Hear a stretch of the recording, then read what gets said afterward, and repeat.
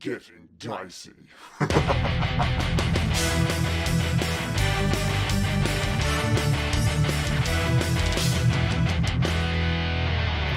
That was a great transition to his Getting dicey. D&D So here. good. So, American, you're up first. You've been injured. What would you like to do? Oh. Oh, yeah. Nice. That's awesome. At least it's not in your forehead like that other goblin. Yeah, that one is well and truly dead. American is truly stunned. Oh, Baron, what was your name? Baron Byron. Brian? Baron, help me! Look at this arrow. Okay. I see. I'm dying, I think. Oh, you're right behind me, aren't you? Okay, I turn around and I see, are you injured? Yes, quite. You appear to be injured. Have you seen this? How many hit points of damage did you take last with thanks to that arrow? Was it like 4, I think? 5. Ooh. Okay. 4. 4. Okay. I have Right. 5. Oh, you have 5 left? Is it not that I have I would 5. know? I have but 5. Total? Yes. Left. Okay. Left. Left? 5 Alright, 5 okay, total okay. left over after the damage. All right. Not that I would know that. I'm just trying to suss out how injured you look. Okay. I'm very injured. Hmm, To hide. I'm just I going to should yell not out. use my magic. I should save my magic. No, use it. I yell out, Guillermo! Because I'm not actually much help. Yes. American is injured. Can you you do anything about that? Because I mostly deal with the dead. Yes, once on it my goes next beyond this turn. stage, Yeah. yeah. Yes, help me. All right. So I use unfortunately, my turn to hide behind the rock all right. Which and feel sorry for myself. are you going to move out of the water? Where are you going to? What are you going to do? Is there room to hide behind this rock Which next to this Brian fellow? yeah, I mean, like, yeah, you could definitely hide in there. I don't think you can there's probably still some line of sight from this guy to you. Just maybe I not. shall Actually, maybe not. I'm going to say that you're okay. If you go there, you're well hidden from everyone. Did you I'm just want going to say, once you get a little bit more sick to the dying state, then I'll be able to do once you're dead. You're very Do creepy, some Brian. necromancy. No. Did you want to have any actions with your turn, the American? My action is to hide. Okay, all right. You're gonna just okay. That's cool. All right. Next up is there's only one goblin left, and he's kind of scrabbling away at these rocks. He looks over his shoulder. Shit!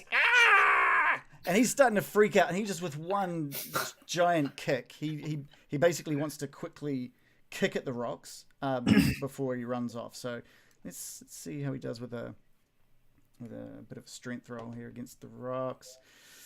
All right, so he kicks into the rocks, and while looks like he just a couple of smaller rocks kind of move, and no, there doesn't seem like to be any destruction to the dam that he's trying to kick. And he just bolts for it. He doesn't seem to care that it didn't work. And he just sort of runs off to the south, screaming, and kind of just disappears. Does he provoke an attack of opportunity from Loros? No, in fact, he uses disengage to break away. Yeah. So he's disappeared. And you can just sort of as he's running off, you can just kind of hear, what's happening?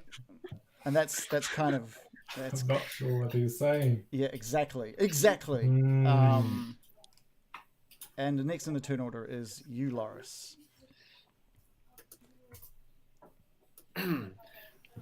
So,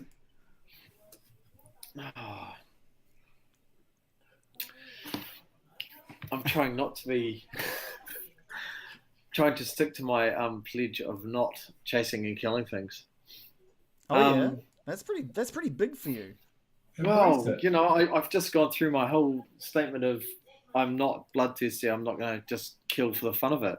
Yeah, But our goblin friend just ran away, so yeah. yeah.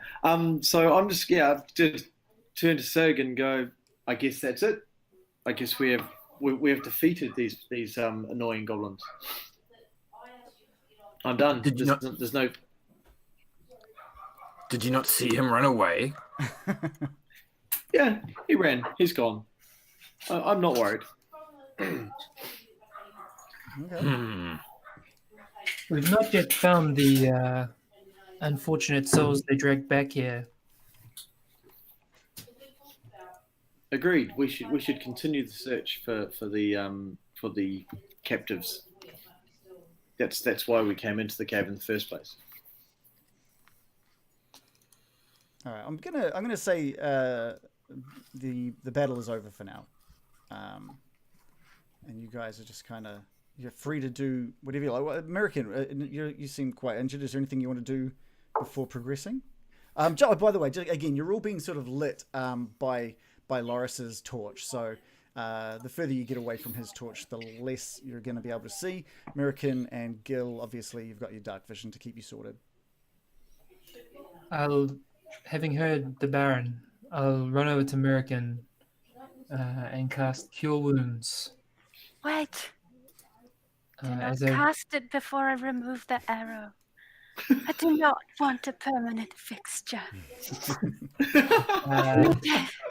Will you please help me pull this out?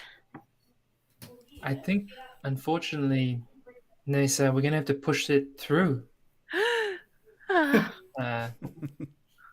Snap off like the quill end and just kind of shove it through, and then on my hand behind it, I'll cast Cure Wounds to try to kind of close up as it passes through his shoulder. Like this. To the scapula. That feels much better. Thank you. Oh, I have a very bad luck today. You're healed for 6 points of damage. Oh, nice. Wow, I feel so much better. We must save those people. Which direction do you think they'll be in? There's a bridge there, and then there's the way that the other goblin ran. Yeah, so sort of back the way that you went, it's a bit lower now because as I'm not sure if you realise, but as you were making your way up this cave, you were heading uphill. So a little bit back down the path, there is a bridge 20 foot up, and you know that it obviously heads off to the northwest and the southeast, but you're not sure where they all connect. Sig, come with me. Indeed, Mr. Loris. I expect we're go. going to chase. Yes. Yes. Not chase. Investigate. The goblin could well have been going to the captives, so we're just investigating. We're not chasing, All right. but be ready. I too will follow. Oh, well, okay. Yes, we must follow. All right. What we'll do is, since Loris does have a nice torch to light up the room. I have many torches. Well, hey, the goblin's right there. Yes. He was basically waiting right in the dark. I'll move him back a little bit because you would have. It's probably unfair to have him standing right next to you, since it just revealed itself. So We're okay with that. All right. So as you make your way up these stairs, the clearing opens up and there's a soft glow of light coming from some burning embers in the middle of the room. And as you, it kind of gives you a little bit of extra light. Well, I'm just going to reveal the other side of the room as well. So as you have made your way through, you can see on the other side, amongst a bunch of kind of like crates and boxes, a couple of goblins sort of hiding in preparation for your return. They obviously they were alerted to your entry into the room, and they scream, Yes, we're here. We knew you were coming, thanks to the one who alerted us before. He came running in. Yes, and they're ready to throw down. So you know the score by now. You know that it's gonna mean you're gonna need to grab your token and roll for. And we'll just do our fancy animation. Roll for initiative. That wolf looks really familiar. Oh, you can see a wolf there. I can't see that. Six On scores the of 21 for initiative. that wolf. I got a 10. I don't know why you can see that wolf, but I can't see that wolf. So, Okay. so you, Some sort of Okay. magic. I can see a wolf. yeah, I can see it as well on Right there. on my player version, but I can't see it as a GM. So we have to. I was kind of wondering where he had gone to. But I'm just gonna do this. 1 second. I'm just gonna have to go. Free. Are we ignoring the wolf? We're just gonna. What's a good ground Oh, I color? don't know. Regular. We're gonna go for a large brush, and we're just gonna paint him out. He is not. Does that work? Yeah. Not, there we go. Yeah, He is now it does. He is 100% not there. Guess at all. Makes what? me even more suspicious. What's hiding behind that grey thing? Shit. All right. Okay. Also, Yeah. I had the ruler tool selected. So I didn't. I thought I clicked on my character token, but I did not. I'm getting used to this. I'm getting. All right. Well. Yeah. Plus I got a scored 21. as well. Okay. Well, So I'll just add some. I'll just add the goblins in there. 3 of us have 21. Whoa. How do you choose who goes first? Then you just choose amongst yourself, or Yes, we do. Yeah. Where's your token? Where are you? Oh, you're hiding. Okay, cool. Mirror's behind the party at the moment. Yeah, cool. We'll get you inserted into the turn order. Add turn. What did you roll, sorry, American? 21. Dang, alright. Okay. Apparently the highest dex mod goes first. According to Oh, Well, thank that you. guy. I like that. I like that. So who's got the highest dex mod out of all you guys? Loris's is 1. I think I know. Okay, so that might be the rule, but I like the idea that since Loris is leading this walk into the cave, I think we're going to give Loris the first go. Screw right. the rules; they're only guidelines. I don't care. Don't tell me how to play the game, idiots. Okay. So, all right. So, what would you like to do, Loris? How would you like to start this confrontation? Okay. So how far is between him? Loris is going to try something that he hasn't done thus far. Loris is going to just step forward to this goblin here. And I'm going to say to him, "Stop, little man. I don't want to split your head. I'm just here to find the captives that you stole from the field. Take me to them and you shall live." Okay. All right. Like that approach? yeah, interesting. It's quite a good approach. Sig disagrees. Big love that. Look, Yeah, Sig's really loving it. I'm just gonna.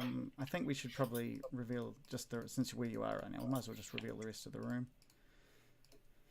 Oh, As you sort of approach this goblin, there's another wolf. Is that meant to be there? that's the real one. All right.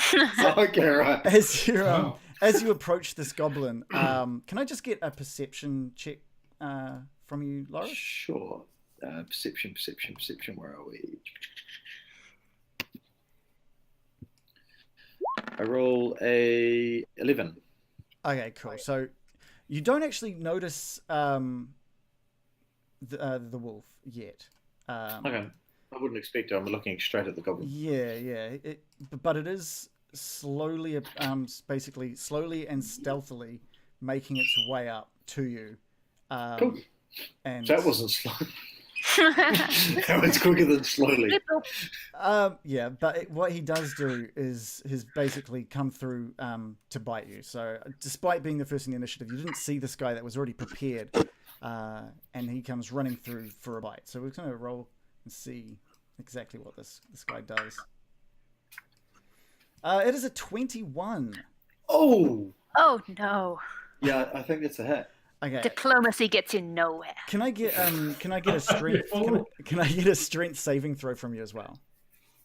Sure. Strength save. This seems familiar somehow. Yeah.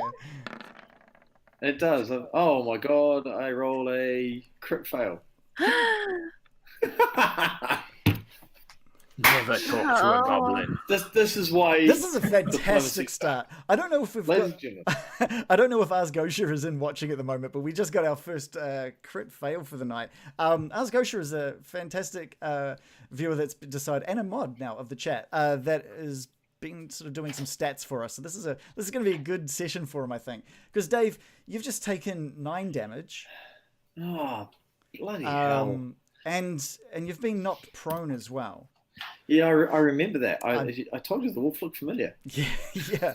But I'm also going to need a D100 to see just how bad this being knocked prone is. Did you say 9 damage? That was 9 damage. That's a lot of damage. Yeah, wolves are really good. Yeah. I like wolves. Just so you want me to roll a D100? Sorry, I'm just busy doing the damage on the multiple screens that I have to do it in. I want to see how badly this goes. So yeah, if anyone who's watching, anytime there is a crit fail, we roll a D100 to see how bad it was. It's an 84, which isn't too 84. bad. It's Yeah, not too that's bad. got to be a start. I'm going to say this is actually, that's fine. You've been knocked to the ground. You've taken a lot of damage from the bite. He's kind of he's run up and he's got his teeth sunk firmly into your shoulder, and he's over the top of you. He's not letting you up. This is not bruising your leg or something. That's next round. But I will just get him added into the turn order as well. I guess that's my turn then if I'm not prone. Yeah, Pretty that was classified as a sort of sneak attack, so a surprise attack. So like I think what I might do is let you continue your turn. So with the movement that I've done, yeah, I probably, if I get up, that's pretty much all my movement. Yeah, I'm just gonna allowing. Sorry, Karen. Yeah, I'm just gonna have a quick check to say. Okay, no, that's fine. So in the attack, you do see as the wolf nears before he attacked, you did quickly look, and off in the distance, poking his head from around one of the little stalagmites was. I'm just gonna make sure I've got the right thing here. Was a creature you have yet to see. But he pipes up just as the wolf attacks. Where are we? Ah, yes, Ripper! Ah, get him! Attack for Clag!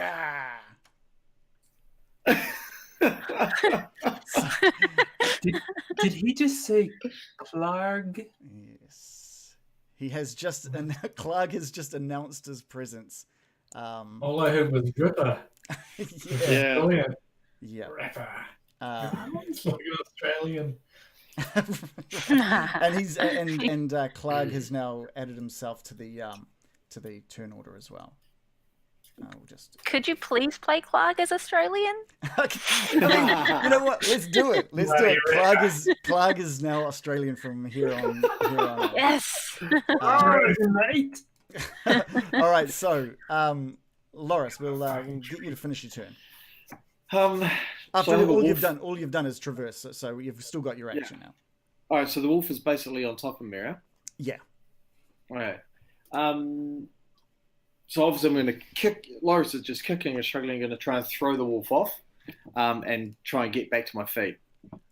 Okay, well, get a strength check. And hopefully it works this time. I mean, I'm supposed to be good at this shit.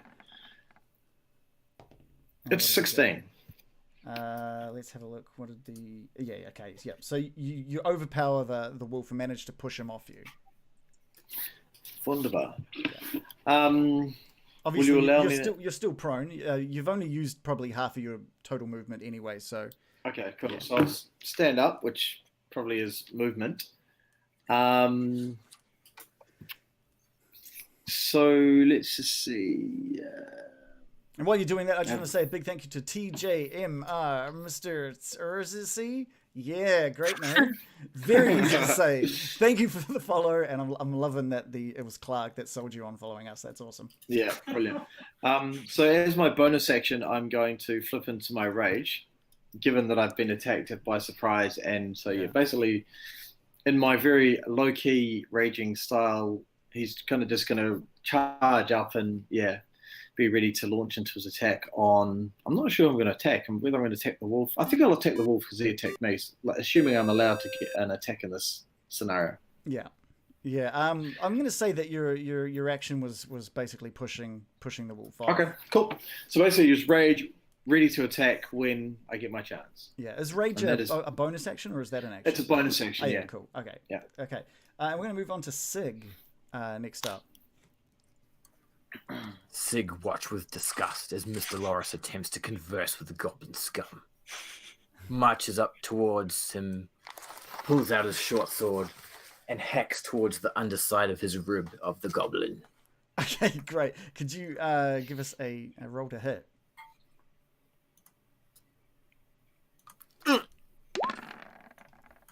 What did you get? Sig rolls a 13. And the goblin, having not even been distracted by Loris, as thanks to Ripper coming in for the attack, basically just dodges to the side as your blade comes down. He's having none of it. I am the guy who looks after the dam back out there. You think you can hurt me? That is our catchphrase. Our catchphrase is, you think you can hurt me? As seemingly every goddamn goblin has said so far. EJ Canton, thank you for the follow as well. I'm in goblin mode, so I don't have anything quirky to say to that one, I guess. But so you might as well unfollow us. So sorry I let you down. Please don't. Yeah, Sig, is there anything else you want to do with your turn? You wait. Okay, all right. And with that, American, you're up. American would like to creep up to the cave entrance and peer inside, and spots the fire burning brightly in the center and says, I know something that can be done with that. And so she uses the control fire cantrip and starts expanding the flames rapidly towards both the wolf and the vile goblin, trying to burn them and scorch them. Okay. What's the rules on this one? What have we got there? I can take any flames, non-magical, and expand them instantly 5 feet in a direction. In a direction, so not multiple directions. Oh crap. So well, I suppose I will have to attack the goblin. Okay, I'm just gonna have a quick look at the details of that spell. Is it a saving spell, or what do they need to do to? Here we go. Control flames.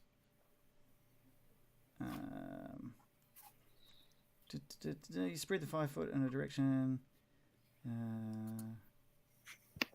Do you not trust my words? No, but I'm just trying to figure out what I need to do for these guys. I think they're going to have to do well, it doesn't say. It doesn't say if it's an attack or anything. I just do it. Well, okay. I'm that good. So I know that if you were to go prone in the flame, that you would take 1d6 of damage. So what I'm going to do, I'm going to see. So who are you going to aim it at? Are you going to aim it at Ripper or the Dam Goblin? The filthy damn goblin. The damn goblin. I'm gonna. It doesn't have us give us a DC saving throw for this one, so I'm gonna do a dodge, and he rolled really badly. So we're gonna take. Can you roll? What do we got? 1d6. Yes. Yeah, yes, I can. Good. Probably. I am ready for you to roll that. I have rolled. Okay, cool. You got a 3. Perfect. So the goblin kind of standing there and doesn't really realize what's going on as a big burst of these the embers kind of start sparking a little bit, and a big burst of flame just kind of shoots up and into the goblin's side. Looks like you can hurt me, but we'll see how this ends for you. And he starts. Oh, sorry. And he starts kind of like patting down. He's acting coy, but he's actually quite hurt by this thing. He's patting it down and sort of jumping around. And he manages to put out the flames that are encroaching up his sleeves and side. Is there anything else you'd like to get done? No. Okay, cool. It is Ripper's turn, unfortunately, and Ripper is basically face to face with Loris, and he goes in for another bite. I already feel bad for doing this, Dave, but Can't believe you threw a wolf at me the first chance you got. I mean it's kind of apt, right? All right. Goodbye, Miss Loris. Yeah. And the bite is a 17. Oh, that's a hit. Can I get another strength save from you? Freaking strength save. Bloody wolves, man. Like, this is almost too apt. For any of those who didn't watch any of our last campaign, Dave played a character who had a pet wolf who did all his work for him. That's rich. That is rich. All right, so you did save against that throw, against that roll. So he hasn't knocked you prone, but he does bite and sink his teeth back into that same shoulder. Ow. Yeah, and does 7 damage. Oh, that would put Loris into a dying state. Thanks. Oh no. And that's all Ripper's gonna do. All. That's all he's gonna do. That's all Ripper needs to do. Yeah. And seeing that, the goblins are ecstatic. They're kind of, yes, this is the way it's always been. Have you seen these, like, things we've got behind us? This is other people's possessions. This is what we do. And the goblin closest to you, Sig, takes a big old sidestep to the right into the... Can we make him at the front? There we go. And he's going to pull out his scimitar and he eyes you up. He eyes you up and says, "You're a big one, aren't you?" And slashes across your midriff with his scimitar. And he rolls a 7. Ugh. Yeah. Fool, learn how to fight. I thought I had, but and then the goblins the goblins kind of run or sort of stagger over the tops of these provisions that they've kind of kept at the back, and they sort of back up his friend. Actually, one of them kind of makes his way around to sort of stay in front of Clark, but the other is next to, and we'll put him over here, next to Sig, and goes in for an attack with his scimitar as well. And rolls a 13. Craig Nolan Steel has bested you, fool. Yeah. Okay. This is not quite what I had in mind. Little idiots. The other goblin off to the side is he's standing at the top of the stairs, and he pulls out his bow and arrow and eyes up Baron Byram. I'm just looking very unassuming, so I don't know why he's eyeing me up. Well, I'm on a tour. And he basically eyes you up and lets go with his short bow. He rolls a 7. Oh, I think that misses even against me. Okay. All right. The arrow sort of flies because he's aiming down the stairs. I think he was expecting you to be a little taller, and it flies directly over your head and splashes into the pool behind you. I'm visibly shaken and being shot at. Okay, good. And that's the goblin's turn. Baron Byram. I cannot believe what has just transpired. Like, we looked in this room and it's disgusting. Look at this. It was a nice cave before.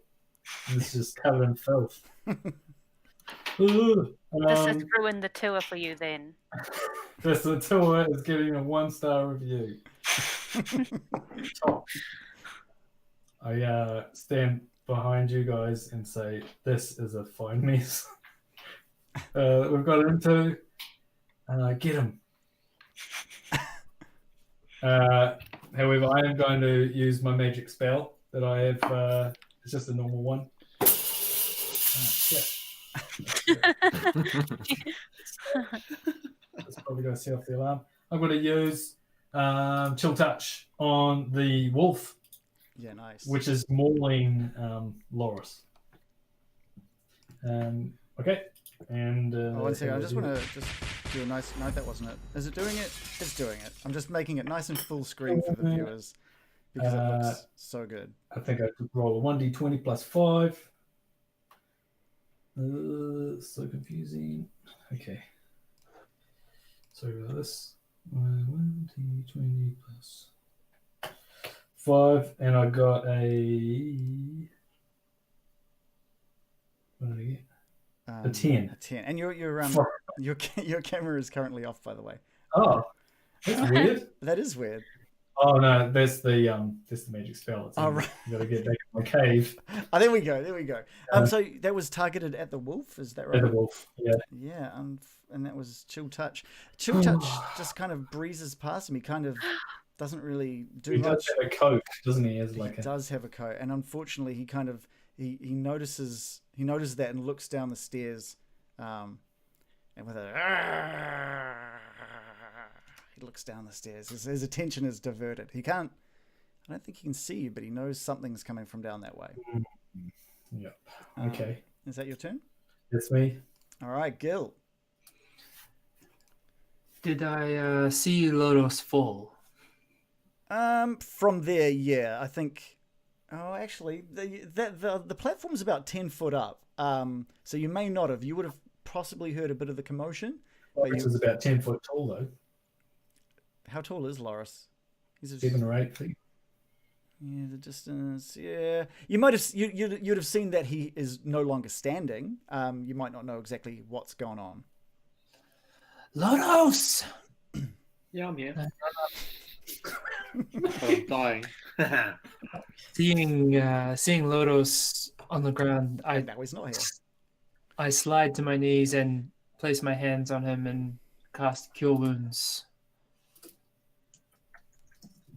Okay, cool. Healing for 11 points of damage. There you go, Loris. You got 11 hit points back. Whoa. That was awesome. Yeah. That's good. Just turn up right to hear that. Thank you, John. Okay, cool. And then I turn to Sig and I say, "Getting Siggy with it, na na na na na na na," and you feel inspired. All right, do you want to feel inspired? Do you want to check the rules up for Bardic Inspiration for Reese to have a look over so we can figure out exactly how to use it? Perfect. And is there anything else you'd like to do with your turn, Gil? I end my turn. All right.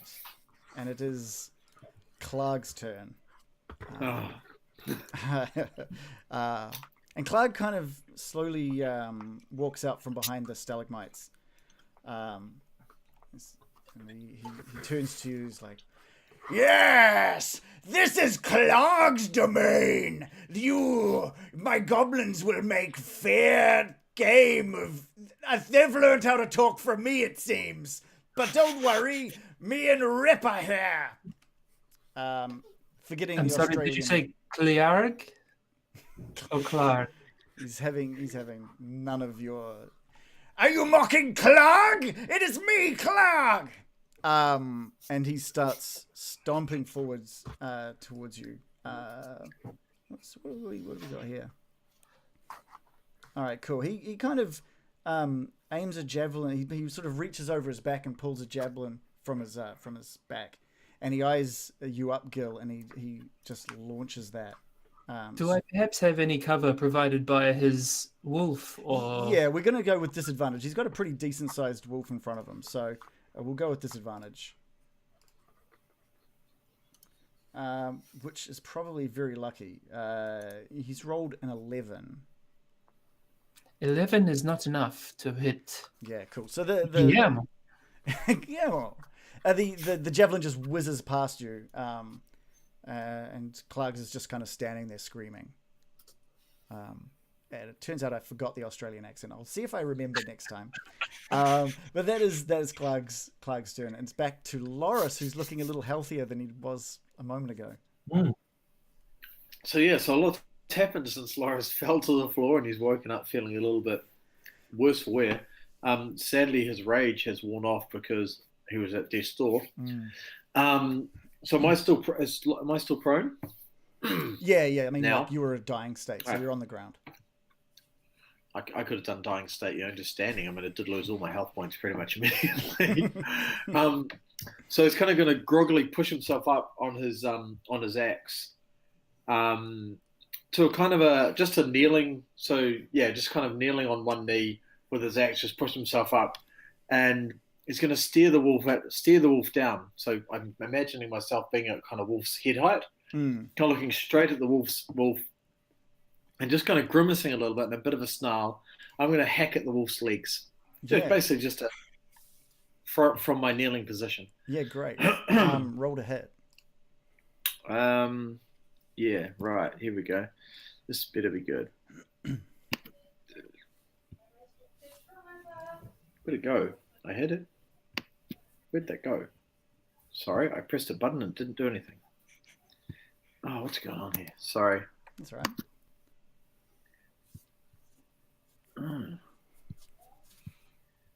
Roll20's doing something really stupid. Don't know why. Sig's still inspired, I see. Yeah. It's making me dance. You got to jump it in. So you can get it down tonight. What I wouldn't give for such moves. Did you want to just type into Roll20 what you'll need to do, or? Yeah, what is my attack? It's normally I always forget what it is. A cleave. Yeah, it's a cleave. Two-handed sword. There it is. Here, I've got it. Yeah. There you go. Found it. Oh, it's still not working. There it is. There we There go. all my dice rolls. Sorry, I roll a 17. Yeah, that hits. With 7 slashing damage. Perfect. So and you're aiming at his legs, yeah? Yeah, at his front. Basically, from right. So I'm swinging from right to left. So I'll be aiming at his left front leg. Yeah, cool. It doesn't quite get his leg, but if it had that probably would have knocked it clean off. Instead, it cuts just like a deep gash across the front of the wolf, and you can kind of see bone has been exposed, and it is just bleeding profusely. So he took 7 damage from that. He's not looking too good. He's not looking very happy either. Awesome. Yeah. So with that, I'm just going to stand up and kind of do a bit of a Hulk kind of growl. Yeah. The whole sort of thing. Just to sort of remind everyone that I'm back. Yeah, perfect. Okay, great. Sig, over to you. So Sig has got this. Sig has this fantastic music in his ears. He looks over to Gil and he's like, "Yeah!" And with that extra vibes and rhythm, he's going to stab into the goblin in front of him and twist the blade. And during that transition, he's going to judge whether or not he'll apply the bardic inspiration to the hit or to the damage. Yeah, sounds good. Give it a roll.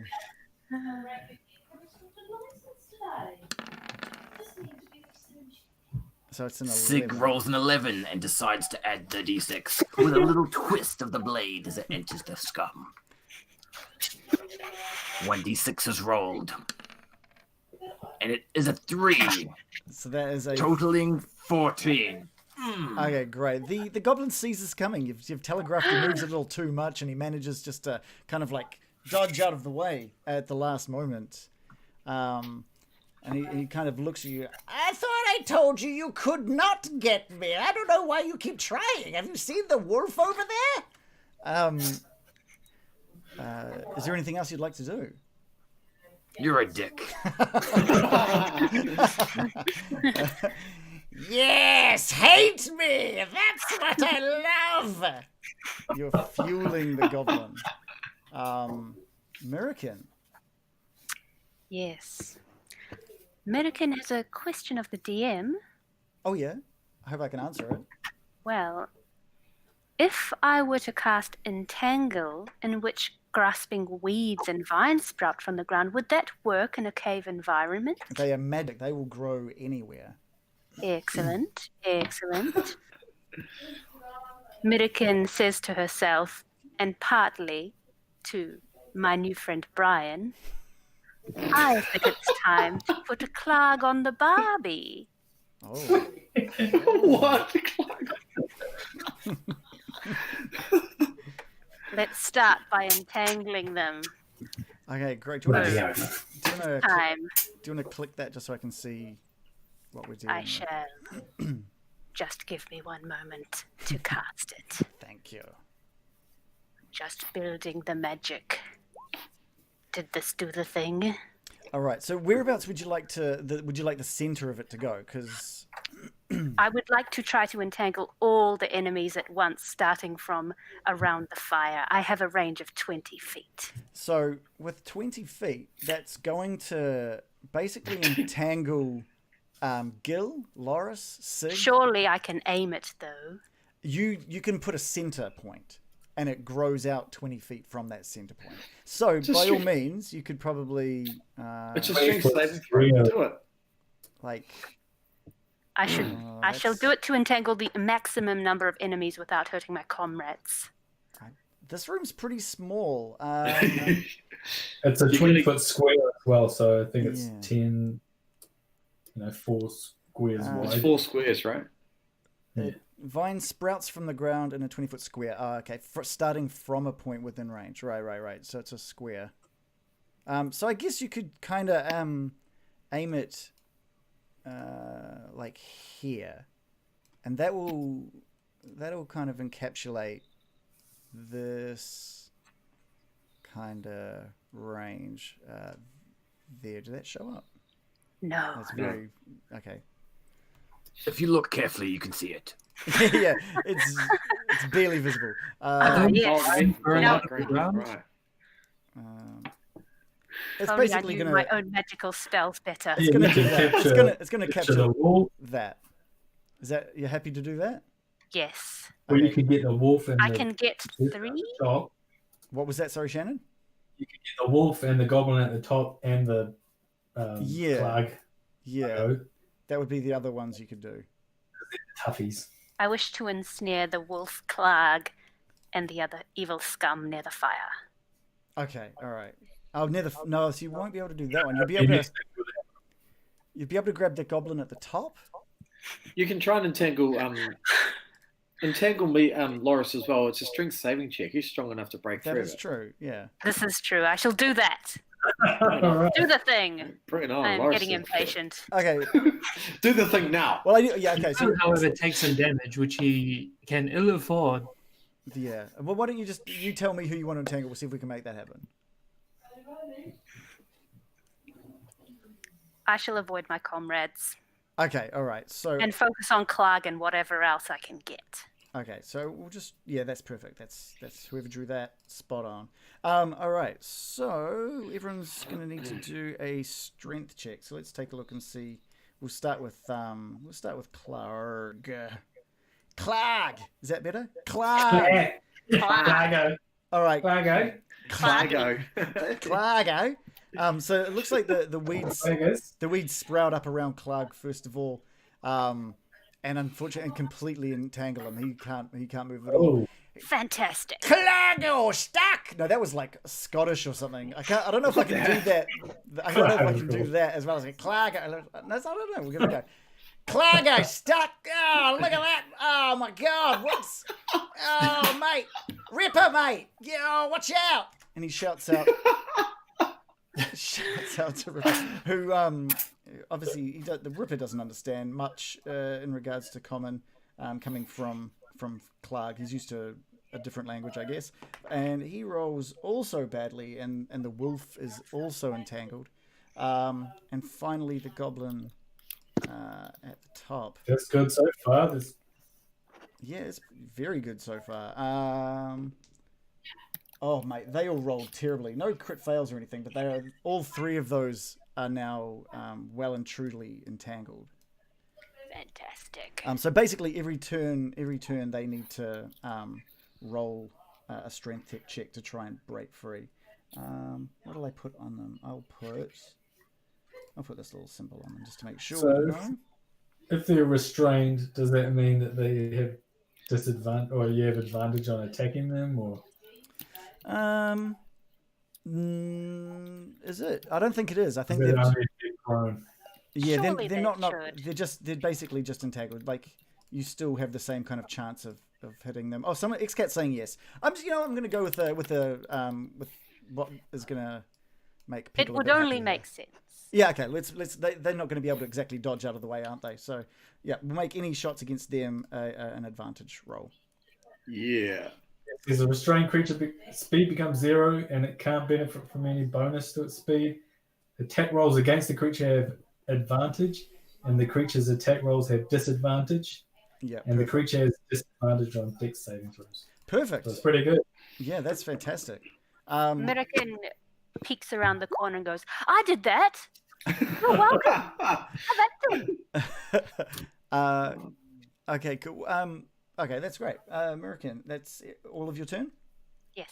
Perfect. Just in time for the wolf. Yeah, the wolf is going to try and roll to get free here. And he rolls. What does he need? What's your spell save, American? Should be on your spell. 12. Okay, the wolf, despite being quite injured, manages to sort of tear with his teeth a lot of the vines away, and he has managed to unentangle himself, disentangle himself. No. But he's used up that's his majority of his action, and it's not much else he can do. So, thankfully, it moves over. Just run away. Oh, he's not. He doesn't want to run away. Oh, he does not want to run away. It is the goblin's turn. The goblin at the top we'll start with. And he's giving a quick strength check to see if he can get out, and he fails. He's still sort of locked up by these vines, and he's like, they're scratching me. He's not really enjoying. He's got Gil right in front of him, and he's just like, "You just wait, little boy." For some reason, he's. Oh wow! Yeah, he's getting angrier every scratch that it's giving him. The other two goblins basically are face to face with Loris and Sig, and they both draw their scimitars in tandem. We'll start with the one on the left who swings at Loris with a 13. Miss.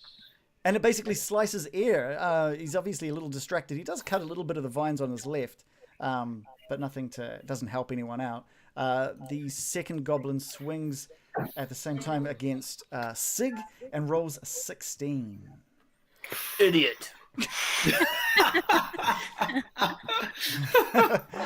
I don't know why I'm even trying anymore. This is really hard.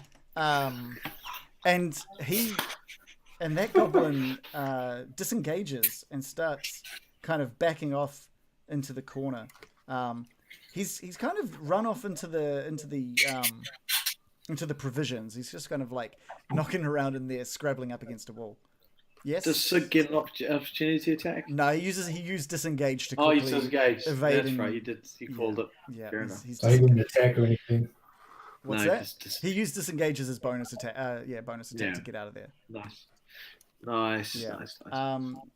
And next in the order is the Baron. Okay, well, I'm encouraged by this use of magic here. So I'm going to peek around the corner a little bit and see what I can see. I'm going to use a magic spell. Okay, so there is like it's 10 foot up. There's how tall is your? He's 4'7" or something. No, I'm not a goblin anymore. Oh right, he's about 5'7", right? Okay, from this angle, you can probably see Gil and the goblin that's entangled up in the vines, and you might be able to just see the head of the wolf and Loris standing next to him, sort of the heads of. Okay, so not Clark. You were not going to be able to see Clark from there. I think I saw him when I was down here. I do know he exists, and I've heard his accent. Yeah, you've definitely, yeah. I'm The going to move foulest of accents. I'm going to move up here. Can I see him from here? Yeah, from there you can see him struggling against the vines. Bloody oath. All right. I'm going to use a magic spell, and it is a different one from normal. It's going to be called Ice Knife. Whoa, that's really okay. And it shoots a shard of ice. Is flung at one creature within range, and it makes a ranged spell That's attack. brilliant. I'm going to bring my. I love those cantrips. They're cool. This is a full. cool. Oh, it's a full spell, isn't it? Yeah. This one I'm using it, so I have to roll a 1d20 plus 5. Here we go. I'd probably miss again to show up. Is that your to hit? Yeah. Was it? 9. Oh no, I should get advantage. Yeah, you do get advantage. Yeah. Roll again. You definitely want advantage. I got a 9 for miss. Now I got a 19. So that was to hit. Yay! So that was roll to hit, was it? That's Okay, yes. yeah. So that hits Clark. Do you want to describe that at all? So a shard of ice is flung at one creature, and I'll make a ranged target spell to hit spell. So it does 1d10 piercing damage. Oh, nice. 1d2. Let's get rid of that, and I got a 5. Okay. Where so were it you, does where were 5 you aiming? damage. After that, it explodes and does some damage to him again and someone within 5 feet. All right, so it's going to do damage to himself and the wolf, Ripper. Nice. Yeah, so it does 2d6 cold damage Oh, on dang. All right, that's all right. 2d6. Is there any sort of dex save required for that exploding? Well, actually, I should check. Hit or miss, the shard then explodes. The target and each creature within 5 feet of it must succeed on a dexterity saving throw. Right, so they do Yeah, right. dex. We'll take 2d6. So a dex saving throw. Where the hell Would the do I see dexterity be hindered by the vines? Yes, they can't do it dex is. save. They can't do Yes. dex save. That's So- advantage, right? Yeah, I believe You're they have welcome. advantage.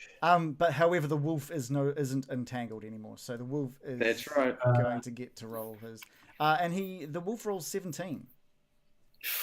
Right. Well, I'm sure that I can't. Where do you find out what your It's your spell casting Oh, save. so isn't it? DC is 13. Yeah, Oh, so the yeah. wolf savors against this exploding dagger, but Clark absolutely gets the damage from it.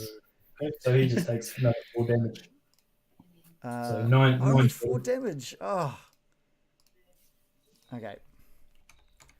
All right. Clark kind of looks up while he's just. He's kind of been focusing on these vines, and he's been a little distracted. But with the thing slamming into his chest and exploding and leaving a decent scar across his chest, he lets out an almighty, Struth, mate!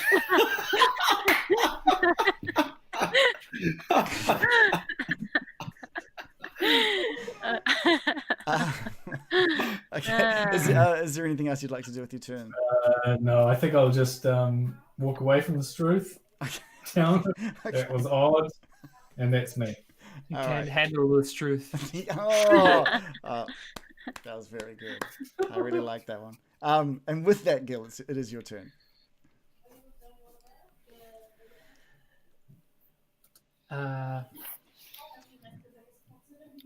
I face this goblin here, and I say, the only thing worse than being named Clark is following some guy named Clark. And I cast Vicious Mockery. Oh. Now, Gil, you haven't had a good run of using this yet, so I really hope. No. Okay, and these guys Please aren't. make a wisdom saving throw. And these guys aren't the most wise either. So let's have. I'm going to use a real dice for this one. It's always fun. And he rolls. He's got an 8. That he is viciously mocked. He is. He needs to take 1d4 psychic damage, which I will roll. Okay. And he cannot. He has disadvantage on his next attack roll. Oh, he had that while he's in the in this Oh. anyway. So he's. This guy here, Oh, that guy there. Ah, perfect. Okay, cool.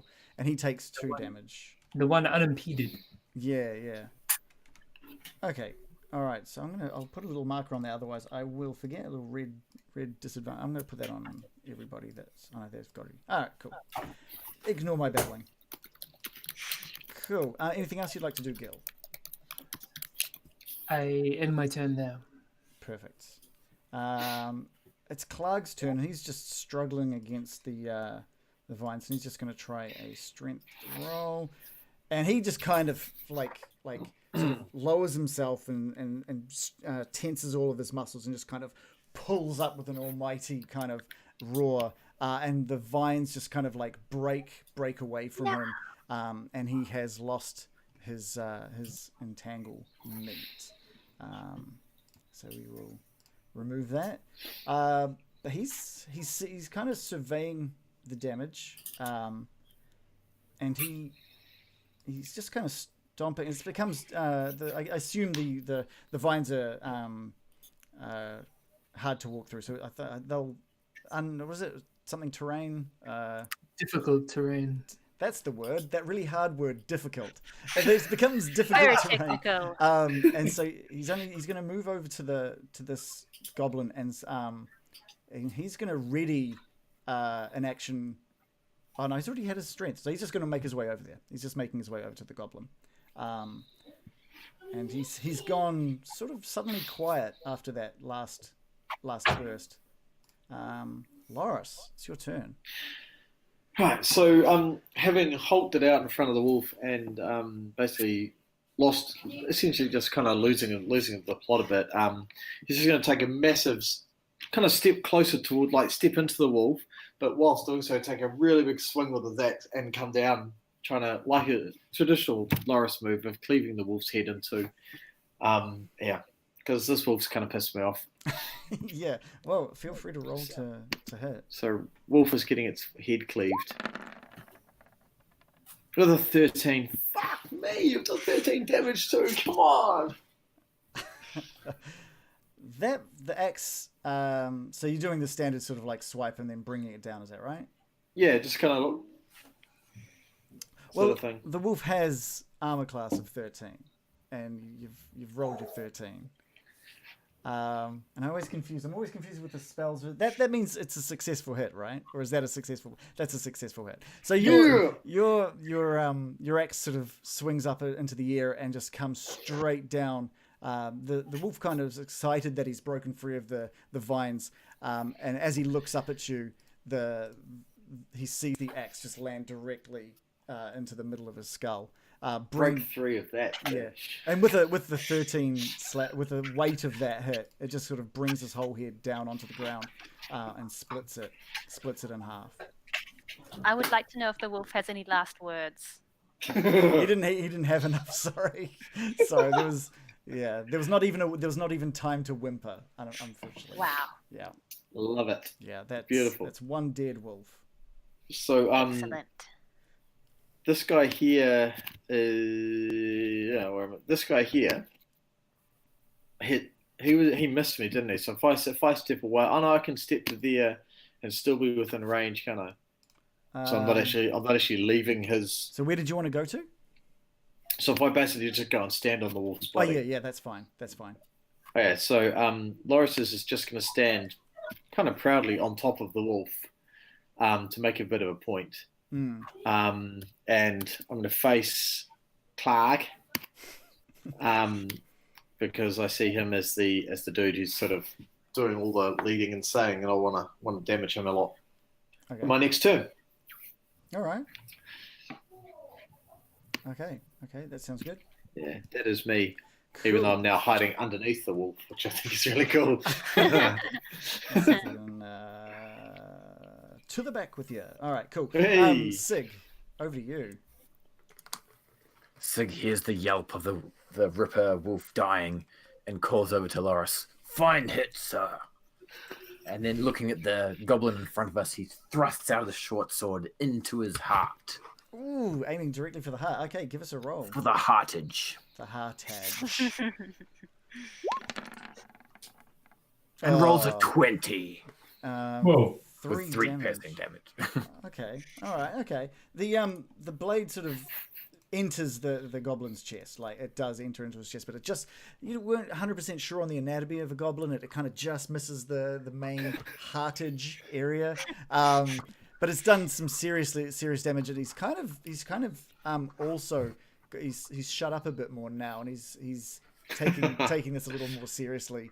And he just looks over to the goblin that disappeared earlier, and he just lets out a run over his shoulder. Anything else you'd like to do, Sig? Stand your ground, filth. Cool. American, that was you literally. You guys needed that move from American last time. That was amazing. So, what's American got this time? Unfortunately, I have no more magic to share. So I did say I wanted to put Clag on a Barbie, and I could still cast the cantrip Control Flames. Now that could. What was that? That was only 5 foot in a direction. Was that right? I believe so. Yes. Yes. Yeah. So I mean, you could probably ready that if he goes near it. Like. Oh, is he too far away? Yeah. So unless he's Loris's torch, perhaps. Loris is holding his torch still.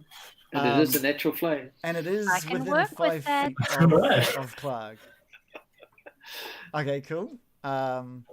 He's no longer impeded, so he is going to roll a dex check to see if he can get out of the way. Let's have a look.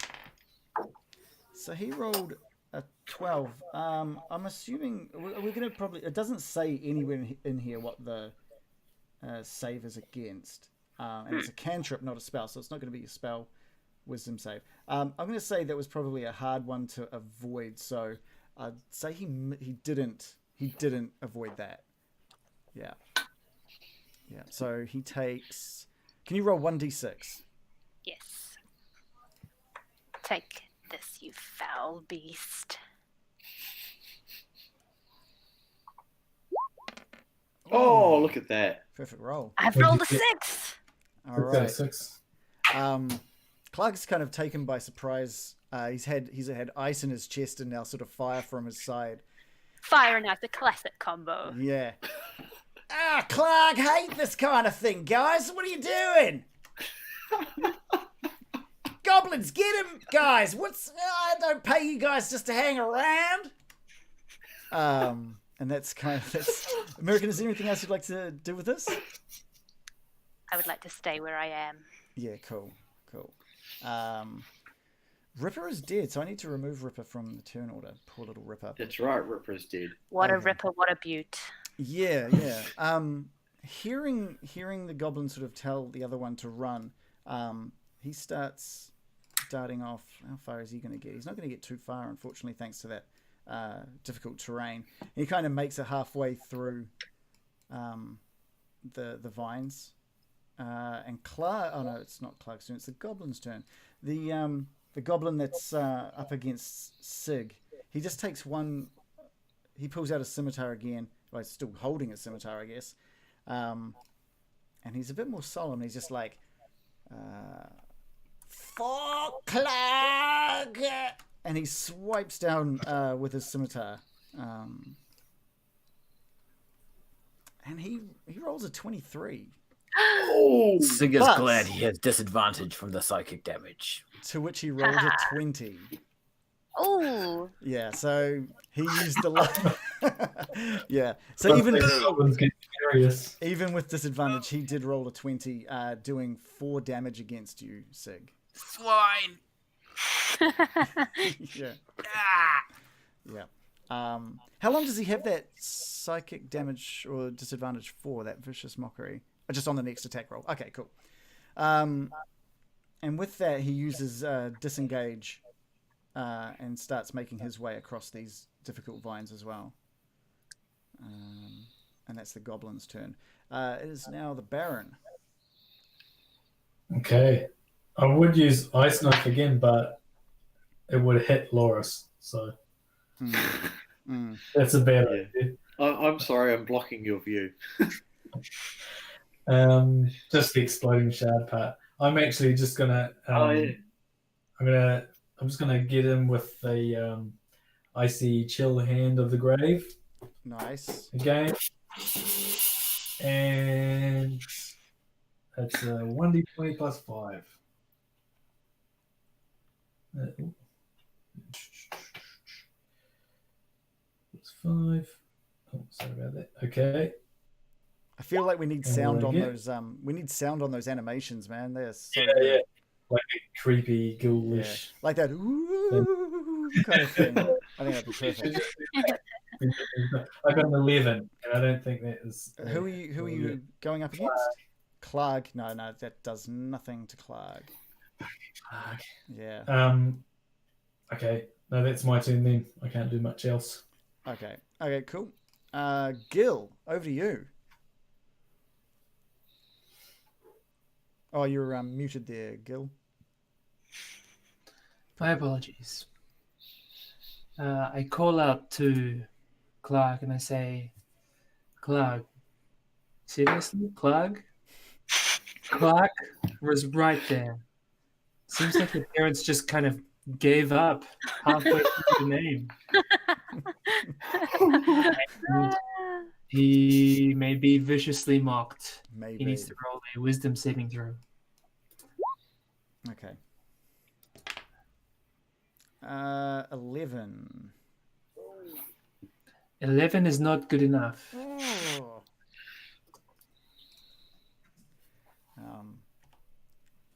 Crikey, that's a bit rough, mate. He takes 1 damage, 1 psychic damage, and has disadvantage on his next attack. But I guess not too rough, mate. That was a bit like quite rough, but not really rough. I feel a bit confused though. So he takes that one. I like the Australian accent for him. It's good. It suits him. It seems like an Australian name somehow. Yeah. And then, as my bonus action, I call out to Lodos. You can be my hero, Lodos. Take away the pain. And Nice. I hope you feel inspired. Of course, with a tune like that, who would not? Cool. Did you want to move anywhere? You good? You finished there, Gil? I'm fine here. Okay, cool. It is Clark's turn. And I think that vicious mocking really kind of rattled him a little bit. And he's sort of surveying the area, and he's like, he looks over at Ripper's dead body. He's like, "Oh, Ripper, mate, no! Oh, what did they do to you, little buddy? Oh, Ripper, no!" And he kind of he lets out an almighty roar, but he starts hitting, squeezing between the stalagmite and the wall, and he makes his way through this dangerous terrain, and he just sort of like squeezes through this entryway, and is standing just through this other side of this little opening on the other side. Does he perchance provoke an attack of opportunity from Sir Lodos? That is good, actually. Yes, I didn't see that. Yes. Lawrence is going to cut him in two. Please describe how you're going to do your attack of opportunity there, please. So, excuse me, seeing the chicken Clark deciding to run past me, as he does, I'm going to quickly just raise my axe and drop it on him from a great height, aiming not to split his head in half, but I want to behead him. I want to, from the back, I want to take his head off from the back of his shoulders through the front. Get him, Lawrence. Variety. Just a bit of variety. You know, it's the spice of life, right? Yeah. Okay, give us a roll. It's an 11. Fucking, actually, with my bardic inspiration, I can add a 1d something on that, can I? You can add a d6. 1d6, my friend. Oh, I guess I'll be rolling a d6 on that one. Thank God for that. At a 2, it's a 13. Damn, that sucks. 13 is a miss. As he makes his way past, your axe sort of like cleaves down through a bunch of the vines, Damn it. and doing little else. And Clark has started his escape out of this room. But Loris, Nice. it is your turn. It's all right. So after missing with my axe, I'm going to just quickly drop it to the floor and I'm going to grab a javelin from behind my back, and we're going to hurl it at the running chicken Clark, and hopefully pin him to the wall if I can. If you're going to do it from where you are, it will be at disadvantage. You've got a big stalagmite right in your line of sight. I do too. It's probably going to be pretty hard to attack it, hit him from there. I can step. How far can I move in the vines at the moment? It's like difficult terrain. So, I mean, you can move up to, 15 feet, I suppose? Okay. So I could move to there, I suppose, quite happily. Yeah, you could move there. Still have line of sight? Yep, you can see him from there. Cool. Sweet. I'll do that then. His fat ass is kind of just like squeezing through. I would have pinned that fat ass to the wall. Yeah. He's not a small guy. That was a bit of a squeeze for him. Yeah. So I roll a 14. Fucking hell, my roll's not a shit. Oh, and I was going to give you advantage there. Unfortunately, even with advantage, it is a miss. The javelin kind of just hits against the rock next to him. And you can sort of hear, "Oh, come on, guys! I'm even leaving. What are you doing, guys? I was out of here." Is there anything? And I'll sheepishly pick my axe back up, feeling a bit embarrassed for missing a blatantly goblin's butt crawling through it. Sig, you're up. Sig is getting a little frustrated with these little buggers running away and not dying. So he's going to stomp forth next to Gil and bring down a backhanded slash, trying to cleave into the shoulder of the goblin. Take advantage on that roll as well. A 13 becomes a 13.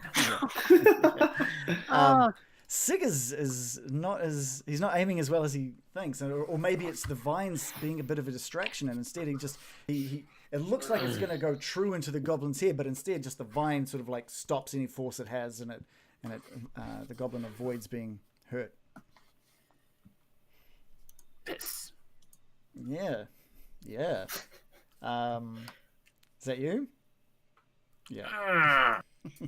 Murican, over to you. Very troubling. Still 3 goblins remain? Still 3 goblins and a Klarg.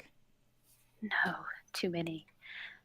What's this fellow closest to me? He seems to have some symbol on him. Yeah, so he's entangled in your vines still. Still? Yeah, he's still entangled. So any attack against him is with advantage. He can't dodge anything that he might be able to usually jump out of the way of. Well, I know it seems a cheap shot, but I step back and take aim at him with my short bow, hoping to get an easy hit. Yeah, okay, cool. Hasn't been easy for the rest of us. Yeah, you guys. If the magic user can do it more than us, then I'll be impressed. He's hoping I have better luck than my comrades. Yeah, all right, roll to hit. 23. I rolled a 23. That is, the spirits have blessed me. That is definitely a hit. So that arrow kind of soars through the sky, goes in between a couple of vines, and just sort of sinks into the goblin's neck, and he gets 4 damage. He's bleeding quite a bit, but he's looking a little woozy, but he's still on his feet. My God, they're hardy.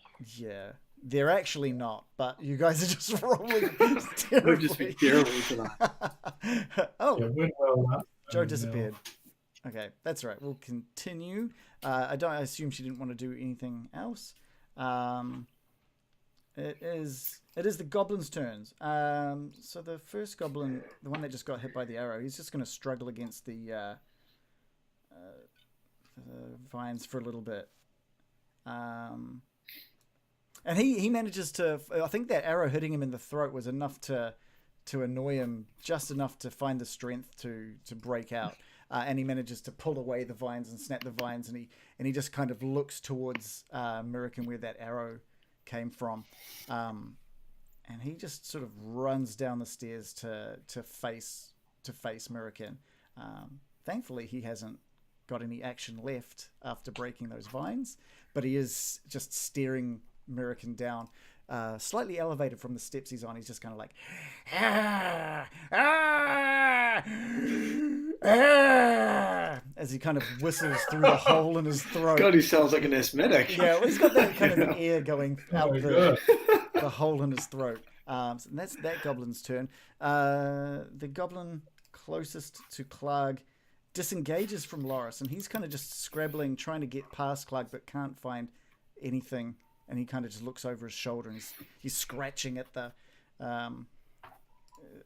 sort of entranceway, and he's like, "Clark, please let me out! I fear for my life. This is it. I never thought it would end this way. The life of a goblin."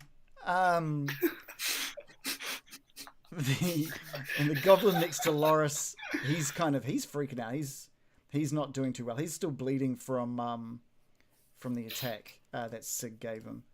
I can take away that disadvantage because that was just for that one turn. And so he's just going to quickly he's got a scimitar by his side, and as he wants to just continue running towards the other goblin and just sort of like slash at Loris as he runs past. And so he does so with a scimitar. He rolls a 14. That would be a hit. It's a hit. So that's 3 slashing damage. But with the excitement, he sort of runs ahead of you, but he doesn't get into an attack of opportunity. He just kind of runs off in front of you. That's the goblin's turn. We're back to the Baron.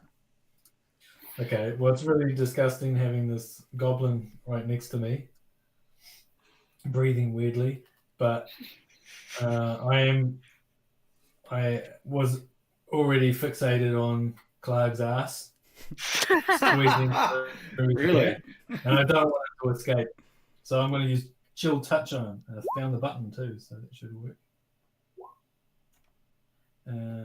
Did it? Oh, it doesn't roll for me? Okay, fine. I'll roll. 20 plus 5. 22. Oh, that's Whoa. 22. Yeah, that's definitely a hit.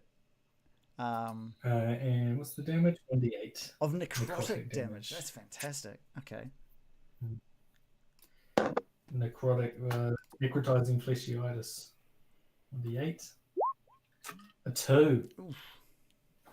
Okay. I've been hitting, but like not doing any damage. Yeah, But it's directly aimed at. Yeah. So he kind of stops on the spot as he's kind of like 3/4 of the way through the opening, and his ear just kind of starts shriveling up and rotting, and he just clutches at his head, screaming. No, that's that. Oh my God, my beautiful ears, mate! Let's look at this one. Look at the one you can see right now. That's the one that's good. The other one's gone. The other one's out of there, and it just sort of like crumbles down onto the ground, into the rubble. So he's now he's now one-eared Clark, but he's still looking all right. He's not looking great, that's for sure. Anything else you'd like to do, Baron? Just sort of rub my hands up against, so I don't want to look at the goblin next to me. Okay. That's all. Yeah, true. You just straight up ignored him. Okay. Gil, your turn. Hey, Clark. Oh, sorry. Yeah? You know what my bugbear is? What's that, mate? You. Oh. And I again viciously mock Clark. Poor Clark getting absolutely I know. smashed. He needs to make a wisdom Oh, saving let's throw. forget. Okay, wisdom. We're just gonna let roll 20 do its thing this time. Oh, Clark. He just rolled a 2. He rolled a 2, so he's really feeling the hate that you're aiming towards him.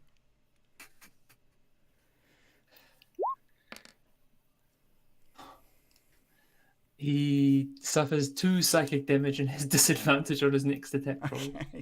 Okay. He's running. He's not attacking. Yeah, you can. Just inch by inch. Yeah, you're just hearing like some whimpering coming from Clark at the moment. There's not much his soul has basically been taken away with this. He's got his favorite ears has crumbled away, and he's had been mocked multiple times. He's feeling pretty upset. Is there anything else you'd like to do there, Gil? I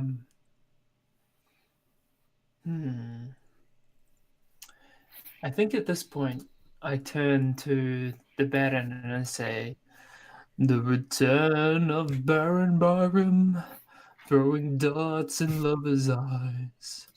The return of the Baron Byram, making sure White stays." And I hope that he feels inspired by my impression of David Bowie. David Bowie. I do. Thank you. Yeah, I feel great. I'm going to put a colour on me. I'm going to be green. Cool. And is that you, Gil? Yes. Okay. So Clark is at the top of a lot of rubble. You may remember the last time you were up there, it was a little hard for Gil to climb up. He had to be quite careful. So I'm gonna get a dexterity roll from Clark and see how he goes. Okay, surprisingly well, actually. And he, what sort of distance can he move?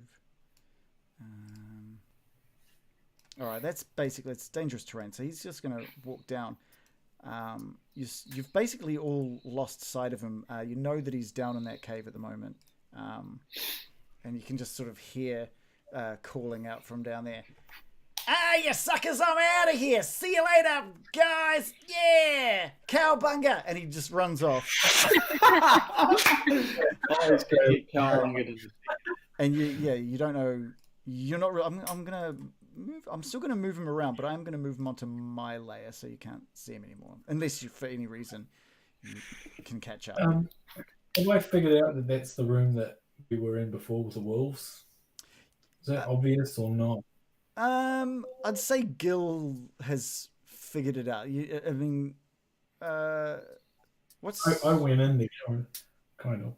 We were all past standing the bottom. Gil was the one that walked right up to the top and looked through to try and see.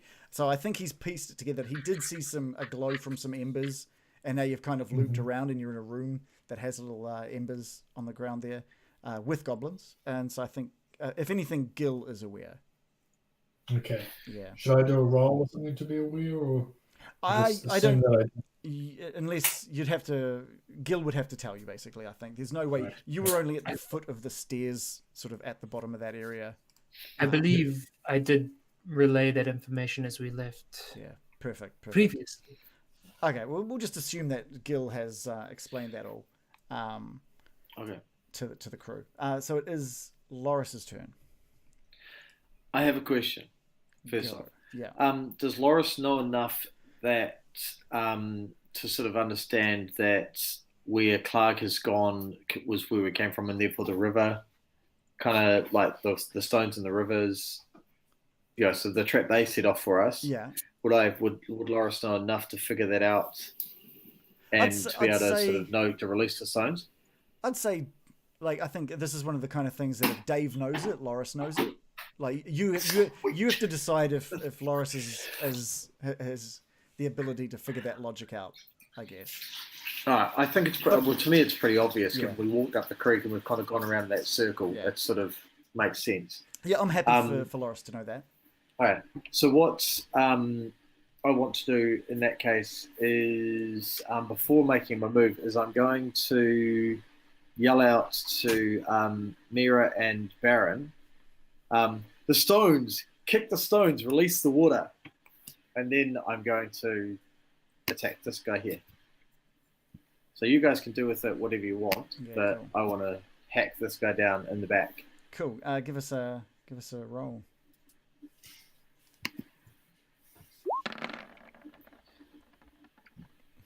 Oh fuck me! That's a 14. So the bleeding goblin in front of you has evaded your attack. I don't know how. I think maybe he's bleeding, damn. And just as your axe was coming through, he just kind of stumbled. As slumps on his own blood. Yeah. And he's kind of props himself up against the stalagmite Oh. that's next to him, and he's God damn it. I am not feeling very good. I've probably got very little health left. Is there anything else you'd like to do, Loris? No, that's pretty much me. Okay, I'm sick. done. Over to you, my man.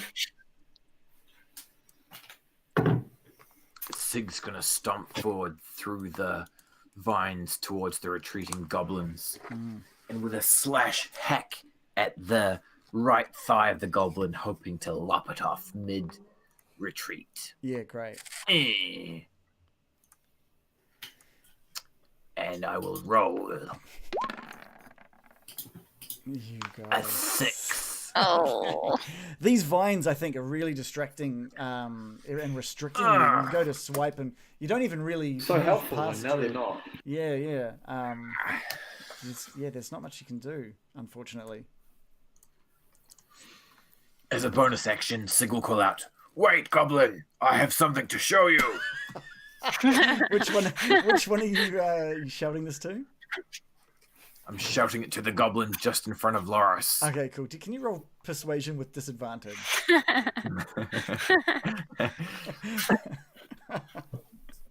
Persuasion. It's a 6. 19 disadvantage to a 6. Yeah, Oh. that's he's not hearing you, unfortunately. Maybe Merrick, the next that would if you would have done that, if you would have critted that would have been amazing. It would have been beautiful. Unfortunately, it's not successful, and it is Merrick's turn. Yes. Well, she starts by casting a withering look at Baron Byram and says, "Your chivalry underwhelms me, Brian." As she takes out a dagger and takes a stab, hoping to fell the cruel, horrible beast in front of her. Okay, cool. Byram just looks confused as to what that was referring to. Oh, I don't know, blatantly ignoring the beast attacking me. Yeah. Oh, pink dice. All right, we have 19 with your dagger. That is good. Whereabouts Quite good. Whereabouts are you aiming on this poor goblin? Straight for the heart. Straight for the heart, and it sinks almost with ease. He's not doing too well. And as you sort of like stick the dagger out into his heart, he comes forward after sort of running down the stairs at you, and he kind of like collapses into it with all the blood loss, and it just sinks directly into his chest, and he's just the full weight of his dead body is resting on you, to which you just kind of like shove him off to the side as he slides off your dagger and crumples onto the floor next to you dead. Disgusting. Yeah. You're more than capable of looking after yourself. As a bonus action, I turn to her and go, "But look how sloppy and disgusting my garments are now." Yeah, they definitely got blood on them, that's for sure. Keep it away. Okay, cool. It is the goblin's turn. And the goblin near the entrance he's going to try and make his way through as well. But just like the bugbear, he's going to need to do a dexterity check to see. Oh dear. Okay. Okay, all right. Poor goblin. Okay, so the goblin squeezes through, and you can sort of like see him sort of struggling with it, and he leans back a little bit and sort of like just forces his way through it. He doesn't really estimate the loose gravel on the other side, and just slides out of view. You can hear just kind of like a as he bounces his way down to the bottom of the rubble. That's a 30-foot drop, and he takes a D6 worth of damage for each 10 feet that he bounces. So let's just how much has he got? Okay, so he hits the first one, and you can just hear like this crack, like this cracking sound. And on the second, and you hear him scream in pain as he bounces off that first one with the crack. On the second one, it's just a silent wet crack. Did you say it's a silent crack? It's like there's no There's the no elusive scream silent afterwards. crack. We No, hear a wet silent splat. crack. it's a wet splat followed by no squealing. There's no noise coming from the goblin now. And then all you hear is kind of like the sliding of rubble. As the goblin is he's out of view now. And from what you can tell, most definitely dead.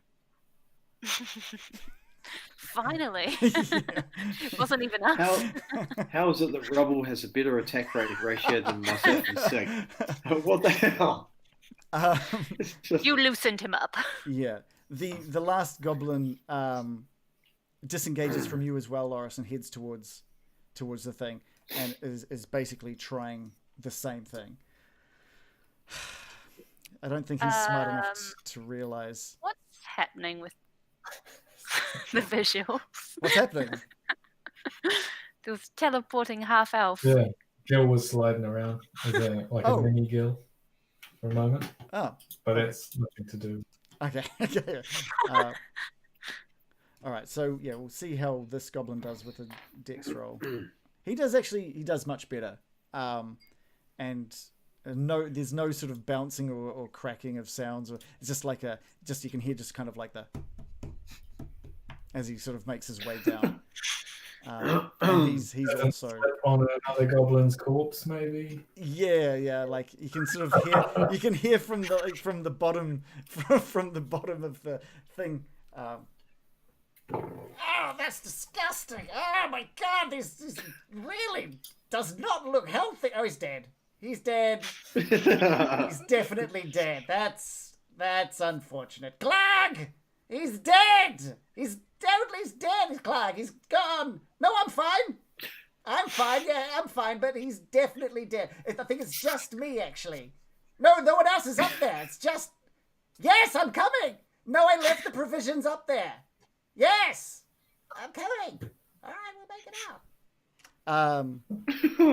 And he's out of view. And that ends... Well, Hold on. I got to move okay, to do. Yep. I reckon he's going to try and make like a log and get out of here. I'm going to way maybe foiling his plans. I'm going to try and loosen these logs like Laura's told me. Okay, can I get a... Rocks. Yeah, Can I also run over? yeah, there's like initiative's basically done now, so we'll close that. I put my hand out to Baron and I count a 1, a 2, a 1, 2, 3, 4, and then go to kick. All right. Okay, yeah. Can I get a strength roll out of both of you? But of course. Strength.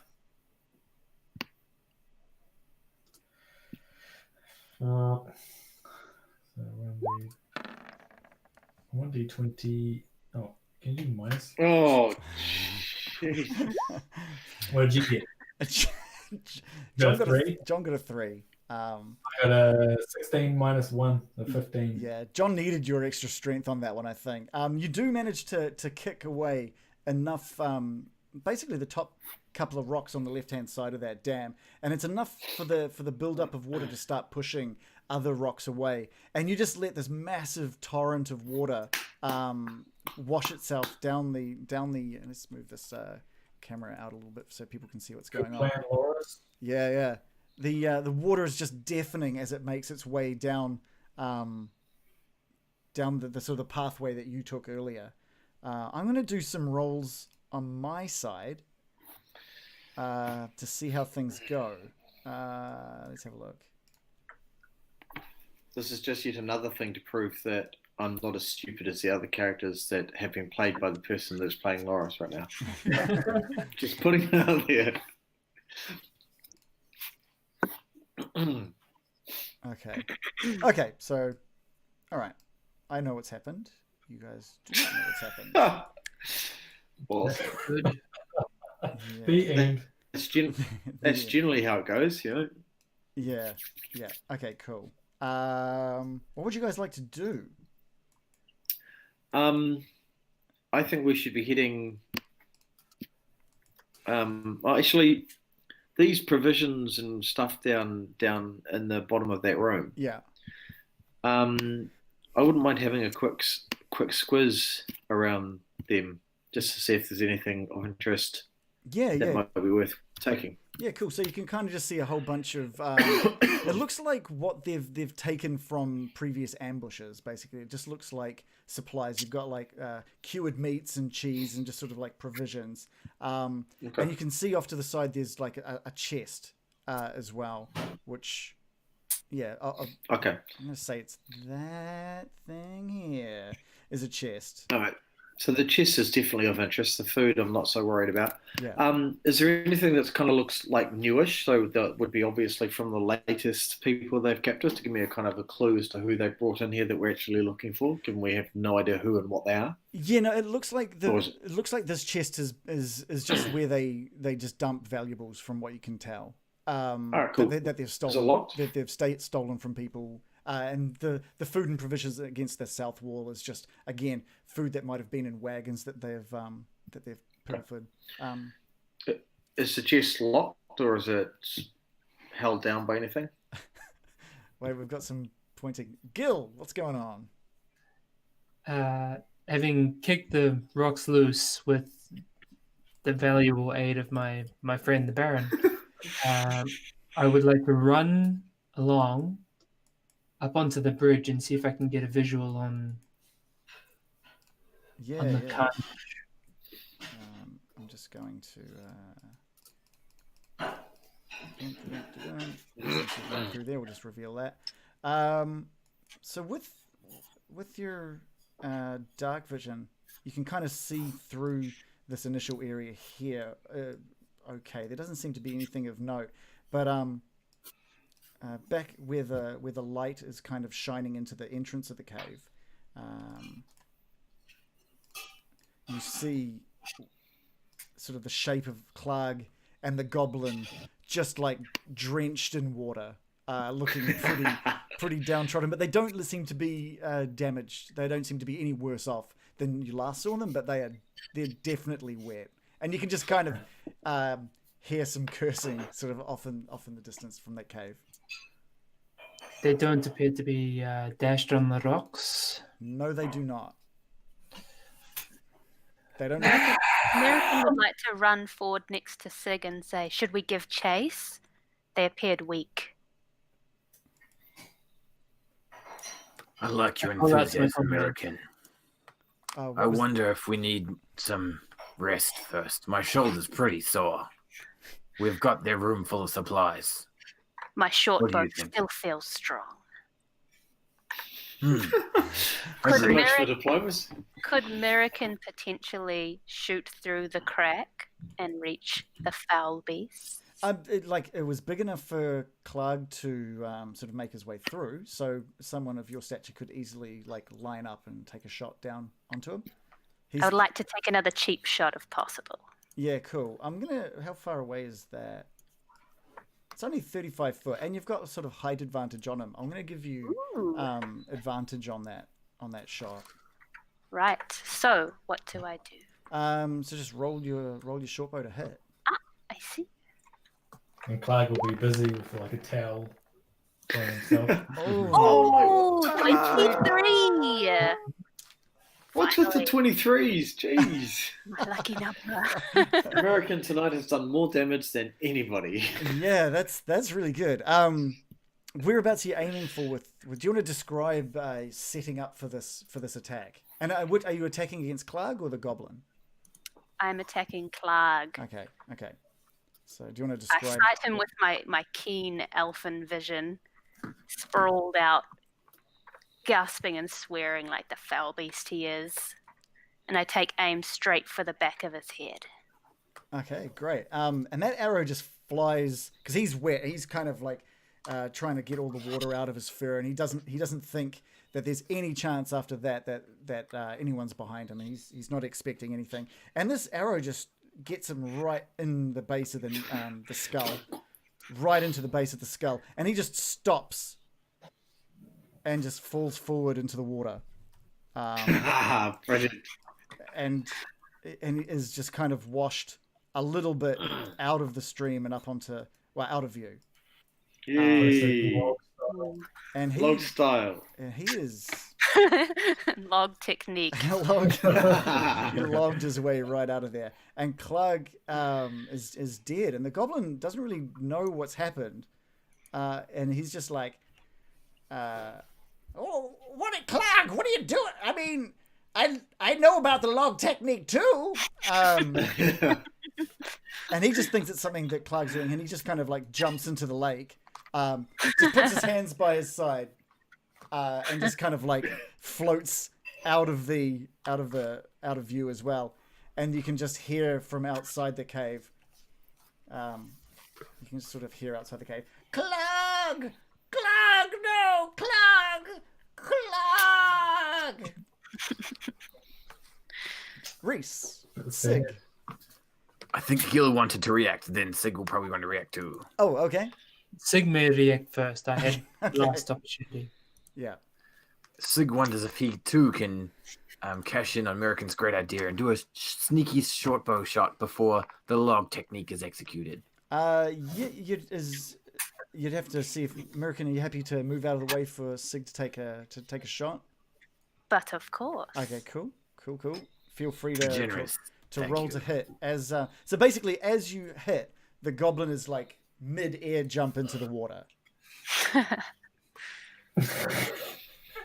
It's really like a trick shot. And somehow that arrow just like scoots right underneath him as he leaps. Gil, is there something that you'd like to do? Just Before he hits the water, I'd like to call out, "You're not a log, you're a pincushion." I really hope if this works, this is wisdom. He needs to beat a DC of 13 on a wisdom saving throw. He only rolls an 11. Oh. This could be amazing. I hope I roll really well for the damage. I rolled Not 4 bad. damage. Okay, all right. So this is what happens. Okay, so Clug gets this arrow to the back of the base of his skull and just drops into the water, and has like just this starfish formation as he floats out. The goblin, seeing this, calls out, "Yes, I can do this too!" And basically goes to leap into the river. As he does so, an arrow just shoots straight underneath his foot, ricocheting off a stone and into the opposing wall. And then just as that happens, he can hear this vicious mockery coming from the side, to which he just kind of looks up towards you, Gil, with this glazed look in his eyes. There's no life in those eyes as he just flops into the killed water. my word.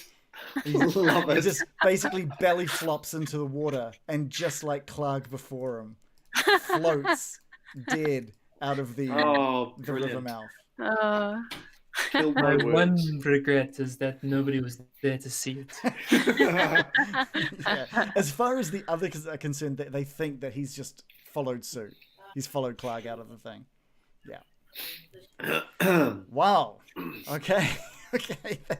That was a huge battle. That was great. Nice. So, Loris, I'm just going to go back to you for a moment. You were Yeah. checking out I'm the just provisions and stuff, yeah? Yeah, I want to check out that chest, and I guess now that we've got some peace and everyone's dead, I can. Is it locked or is it just sitting there like goblins do? It's not locked, but it's also not open. Okay, cool. I'm just gonna carefully open it. Okay, do you want to? Sorry, I'm not checking. American? Why would I think it'd be trapped? I'm not even Okay. clever. I'm clever, but I'm not that clever. American? I'm just gonna open it. Yeah. American calls out, "Ah, yes, you must be looking for the prisoners." They could be in here. Oh, we have no idea. We have no idea who or what the prisoners are or what size they are. They could be in here. Yeah, you guys He's just looking for his charge.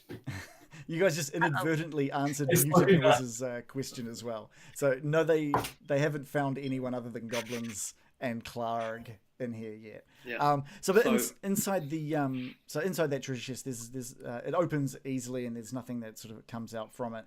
And it's basically just a bunch of coins. There's like what have we got here? I think it's like so there's quite a bit. There's 600 copper pieces, 110 silver pieces. There are 2 potions of healing. Oh, wicked. And a small jade statuette of a frog with little golden orbs for eyes. Oh, I must have this. Yeah. You can ask for I need this. What have you found there, Loros? Is this some kind of figurine? I do love figurines. it's not quite a book of peaceful sayings, but it's this frog thing. Yeah. Which you can have, Mira, if you so desire. Oh, I do desire it much. Right, so you can have that. So there's 2 potions of healing, which I gather I'll probably end up I think I'll keep one of those and throw the other one to Sig if he's around. Thank you, good sir. Yeah, nice. And money. Where's the coin side of things in this bloody? So what? There was 600 copper 600 pieces copper, and 110 silver. All right. I'll hold on to those for now, but I'll 110 silver or gold? Silver. Silver. All right. I'll hold on to those for now, and then I'll work out how we're going to dish them out later. Okay, cool. Do you tell us that you're going to dish them out, or do you just squirrel them away without a word? Yeah, are you trying to do this stealthy or? I'm not trying to do it stealthy, but I'm not telling anyone that the coins are there. I've given Mira the frog because she expressed some interest in it when she saw it. The coins I've just kind of chucked in my rucksack and said, right, let's go find these captives. So I'd say that Sig and Mira can definitely hear like the jangling of those coins as you put them away. I have no problem with this whatsoever. Okay, cool. I'm more than happy for people to know that I've put the coins in my bag. Yeah. Okay. Cool. Should we continue the search for the travelers that were lost on the road? Fine Shall idea. we rest? Where has everybody gone? I'm just going to tidy up some of these dead bodies, which there are a lot of them. Perhaps we should gather together and discuss our next move. I'm beginning Agreed. to wonder if there were ever any people to rescue at all, or if it was all Agreed. a trap. Yeah. Mirakin, would you mind using your night looking to find the other 2? I'll stay here. Brian, I can see you over there. Brian. Yeah. The Baron's kind of It's in a actually little quite darkness at the moment. dark where I am. Yeah. But yeah, you can probably see me. Oh, I can see you because you're next to a flame, I suppose. Come and join us. I have a frog now. Right. Yes. Okay. Tell me about the frog. Sounds intriguing. It's very exciting. Good craftsmanship. Can I see it? Are you showing it? All right. Can I use my Arcana Yeah. knowledge? Yeah. You can give me an Arcana roll. I should have thought of that. Can I also roll a thing after Baron Byron? Yeah. I mean, yeah. We'll see what Shannon rolls here. So- Whoever's got the highest Arcana should roll if you're both going to check it. Yeah, I got a +5. Oh, okay. That's pretty good. What? I don't know what So +5, I got a 16. Okay, yeah, cool. With a 14 and a 16, you both come to the realization that there's no magic in this thing. It is literally just a small jade frog. Mirakin, what was that? Frito frog. Frito frog. It's got like a nice chocolate coating on it. No, but Mirakin, What the Australian guy had in his chest. I think Mirakin. What was that? I was wondering what the Australian guy would have kept in his chest. Like, Mirakin has noticed it's actually the shape of a cane toad. But yeah, from what you can tell, Mirakin, it's probably worth about 40 gold pieces. It looks like it could be quite valuable, but there's no magic to it. Well, regardless, I find it very endearing. Cool. What are you doing, Gil? I'd like to search this area up here. All right. Yeah, you've got your dark vision. So let's. They're called night lookers. Indeed, Justin. Cool. So you can kind of see that the pathway ahead of you sort of curves around to the left, just up ahead of you, and you're in a passageway that maybe reaches up 15, 20 feet. Seeing nothing immediately ahead of me, I No. draw my sword Okay. and I step forward into the darkness. Okay. Could I get a perception check from you? But of Oh course, dear.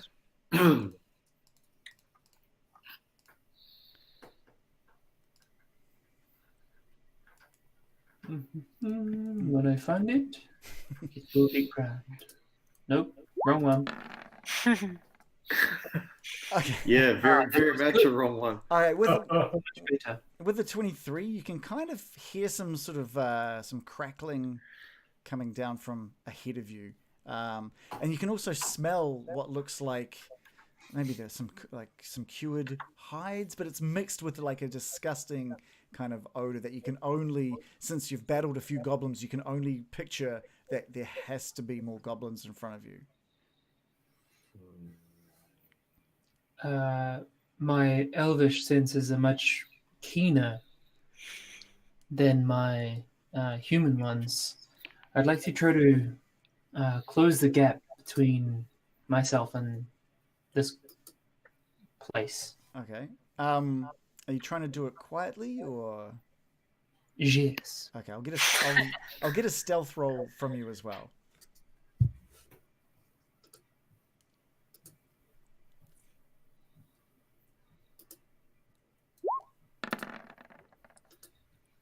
Ooh, okay, not too stealthy. How when you say you want to close that gap, how close do you want to? Were you planning on going? I'd like to get within visual. Okay. All right. So chuck your token there.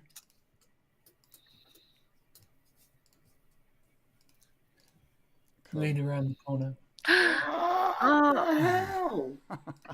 Okay, so as you make your way down, you kind of stumble on off to your left. There was a passageway that you remember from earlier that you'd kind of Loris had thrown his torch into to light up. You look down and you can see there's definitely a bit of rubble that's lost. It doesn't look like it could hold too much weight, and with that you kind of being distracted by that, you do kick a small stone that flies maybe how far in front of you?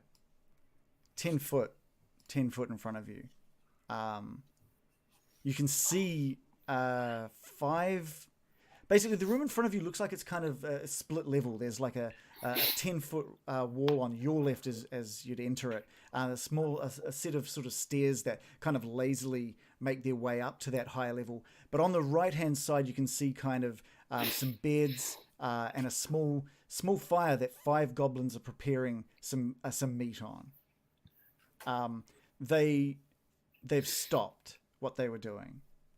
And they're keeping a keen ear out for any further noise. As I kick the rock forward, I step out into the light. There goes the element of surprise. And I I think they're say, going to be surprised. "Hello, friends. How are you?" All right. With open, welcoming arms. Oh, this is diplomacy, right? I see. I'm here on the tour. I'm sorry to interrupt. Clug said it would be fine if I came up here. What you're cooking smells very, very nice. And I cast friends on the nearest one. On the nearest one? Okay, cool. I just want to say you can also see one goblin on top of that sort of split level, and he definitely looks a bit more battle hardened. He looks a little different than the other goblins. I cast friends on him. Yeah, I thought you might change that. Okay, that's fair. All right. So what do they have to do? Advantage. What do we choose a creature? You gain advantage on charisma checks towards it when the spell ends. So what, do you do a charisma check? Yeah. Okay, give me a charisma check with advantage, please.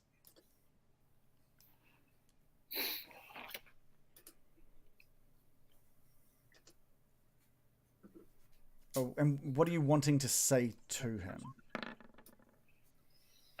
I stepped forward and said, Clug said it was okay if we would look around, and my nose led me in this direction. It smells delicious. Cool. Can you also give me a perception check, please?